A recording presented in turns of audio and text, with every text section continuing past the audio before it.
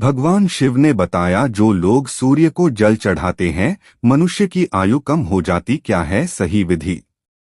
त्रेतायुग के आरंभ में ब्रह्मावर्त क्षेत्र में ऋषिमुनियों का एक महान यज्ञ चल रहा था। यज्ञ मंडप में एक असाधारण दृश्य था, जहां कुछ ब्राह्मणों के चेहरे उदास, कांतिहीन और रोगग्रस्त लग रहे थे। महर्षि दुर्वासा, जो तेजस्वी और सत्य के प्रतीक माने जाते हैं, इस दृश्य को देखकर चिंतित हुए।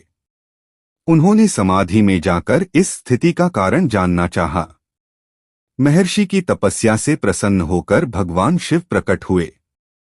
गले में नाग, जटाओं में गंगा और भस्मधारी स्वरूप में वे बोले, हे दुर्वासा, यह स्थिति उन ब्राह्मणों की है जो सूर्य को जल तो अर्पित करते हैं, परंतु बिना विधि और शुद्धता के।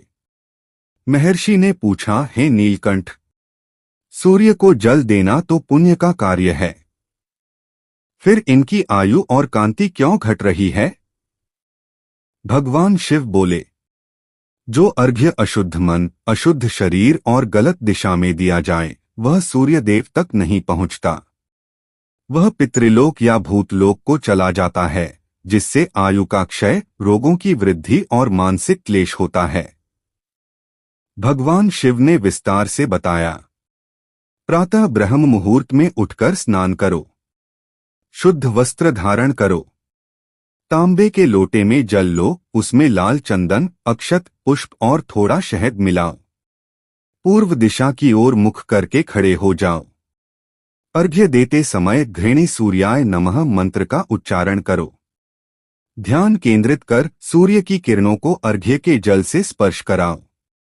भगवान शिव बोले, ऐसा करने से सूर्य देव प्रसन्न होते हैं और उनकी किरणें जीव में तेज, बल और दीर्घायु का संचार करती हैं। महर्षि दुर्वासा ने यज्ञ में सम्मिलित सभी ब्राह्मणों को यह विधि सिखाई और कुछ ही दिनों में सबके चेहरे पर तेज लौट आया।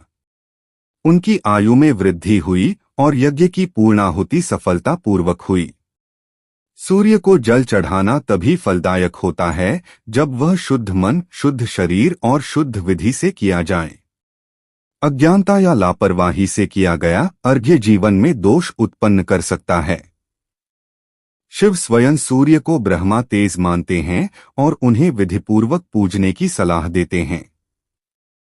विधि के साथ श्रद्धा और श्रद्धा के साथ ज्ञान, यही पूजा की पूर्णता है।